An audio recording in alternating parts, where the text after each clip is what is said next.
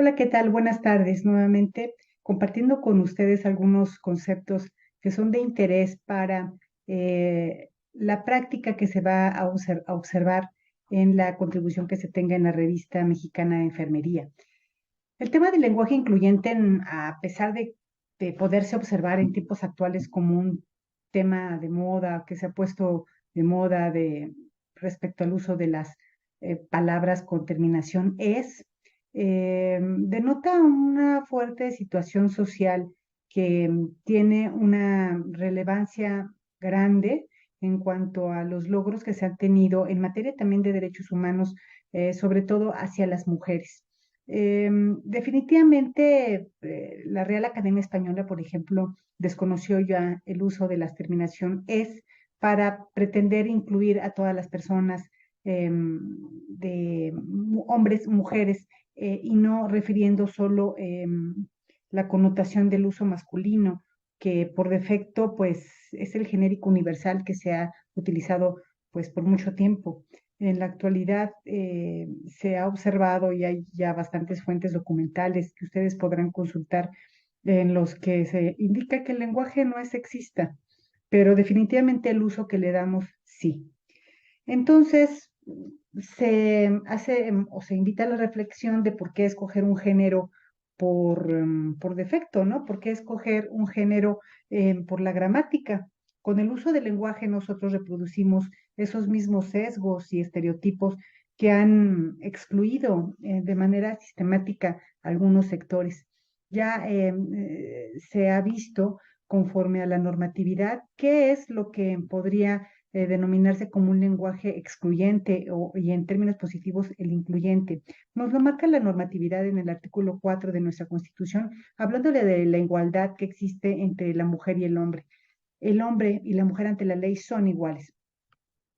En este sentido, la igualdad tiene un reconocimiento en el goce de esos derechos, en el ejercicio de las libertades fundamentales y, como se decía ya en otro apartado, esos derechos humanos que han sido logrados, en los cuales no hay limitación o distinción alguna por cuestión de género.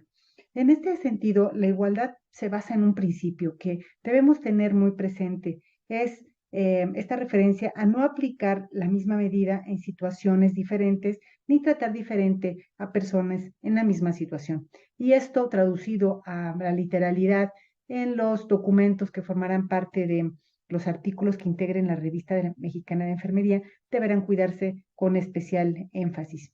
Recordemos que nos encontramos dentro de la Administración Pública Federal y ya existen distintas guías que se invita a consultar en los cuales se habla justamente de este lenguaje incluyente y de cómo forma parte de la actuación de todos nosotros el poder transformar esto sin necesidad de utilizar quizá estas connotaciones de tipo as, es, as a transformadas a es, ¿no? Para pluralizar en dado caso o incluir a todos los sectores de una población, pero siempre teniendo en cuenta que pues lo que no se nombra no existe, por lo cual se busca dar visibilidad a las personas sin pretender que con este uso genérico del masculino se observe como una exclusión hacia las mujeres.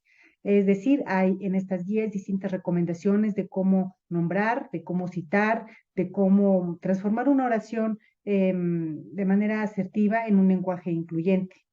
Les voy a dar un dato, por ejemplo, sobre la igualdad. Es una de la encuesta sobre discriminación en México del año 2010, emitido por CONAPRED, en la cual el 59.5% de los mexicanos y mexicanas opina desde la riqueza eh, que es la mujer una de las desigualdades en México.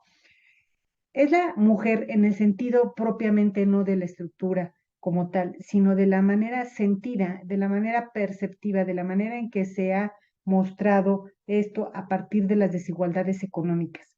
Entonces, desde un rubro, un ítem, ¿cómo se evalúa un punto importante desde la manera en que se opina respecto a un factor como la riqueza, como contribuyente en un factor de discriminación? Situación que también se tendrá que tomar en cuenta, por ejemplo, al momento del diseño de la muestra, el tamaño de la muestra y todos los criterios de principio ético de calidad ética que son recomendables por las distintas instancias para poder incluir favorablemente a los sectores más representativos en los temas que nos sean de interés. Muchas gracias.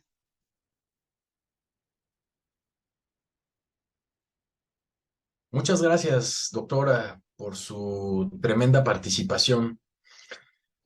Por lo que me toca, solamente quiero hacer una especificación entre el concepto de igualdad, que sí está contenido en la Constitución Política de los Estados Unidos Mexicanos y está concebido como un derecho humano, por lo tanto, y el que corresponde a equidad de género. En este caso, la igualdad puede ser reclamable a través de ciertos instrumentos jurídicos nacionales e internacionales.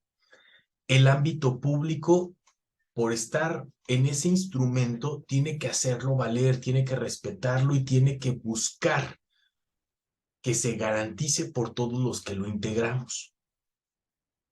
Por eso es importante que en este apartado, en el que estamos, por ser la Revista Mexicana de Enfermería, parte del Instituto Nacional de Ciencias Médicas y Nutrición Salvador Subirán, se conozca y se aplique. Pero esto no quiere decir que la equidad de género sea menor o debamos de no hacerle caso. Este es un concepto necesario para la realidad en la que vivimos.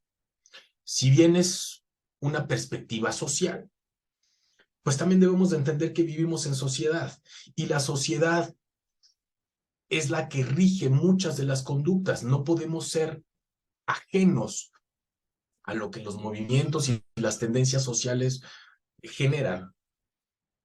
Así, esa equidad de género lo que pretende, según se advierte, es darle un reconocimiento, darle una distinción que no sea peyorativa, solamente esa oportunidad de estar reconocidos y ser tratados como se quiere, no necesariamente como se debe, sino como se ha pensado que se debe de ser en la manera individual.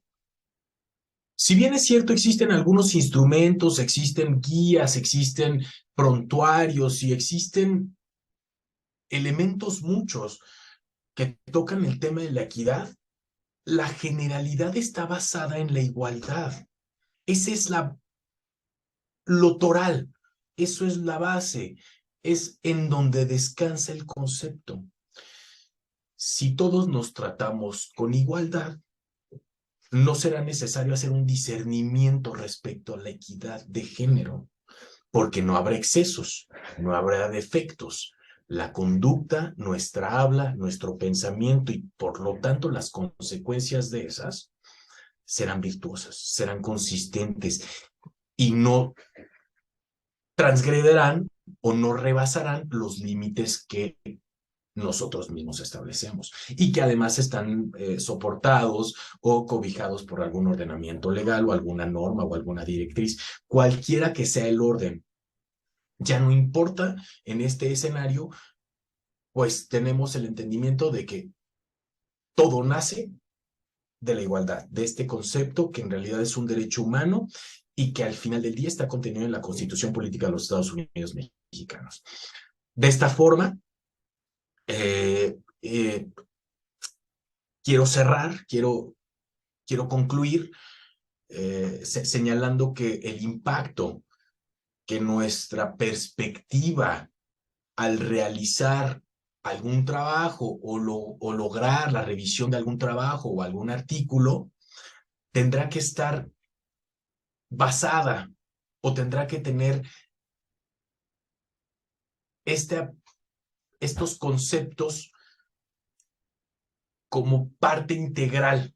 No pueden dejarse a un lado, se tienen que considerar, pues estamos en el ámbito público.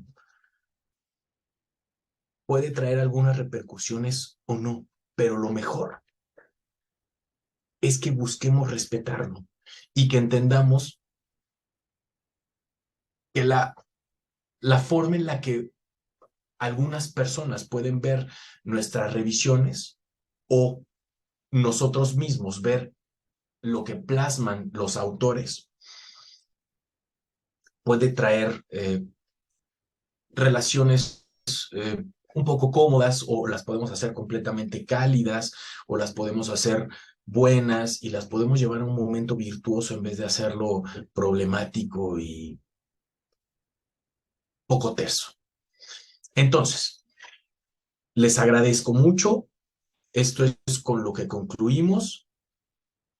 Les reitero que necesitamos tener el entendimiento de la igualdad, que es lo virtuoso y que es el derecho humano que al interior de la Administración Pública Federal se debe de respetar. Y todo lo demás desencadena está basado en este concepto primigenio.